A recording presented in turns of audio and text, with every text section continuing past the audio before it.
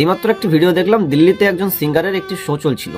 এখন সেখানে স্টেডিয়ামের বাইরে একজন গরিব ছেলে 20 টাকার জলের বোতল সে 100 টাকা করে বিক্রি করছিল। এখন সেখানে যারা শো দেখতে গেছিল তার মধ্যে থেকে কিছু মানুষ এই ছেলেটির ভিডিও বানায় এবং তাকে বলতে থাকে যে সে লুট করছে, সে 20 টাকার জলের বোতল কেন 100 টাকাতে বিক্রি করছে। যেখানে আপনি শুনলে অবাক হবেন যে সেখানে যে কনসার্টটি চলছিল সেই কনসার্টের টিকিট 5,000 থেকে শুরু করে 2,36,000 টাকা পর্যন্ত, এবং 75 থেকে 80,000 মানুষ ওই রকম চড়া দামের টিকিট কেটে সেই শো দেখতে গেছে।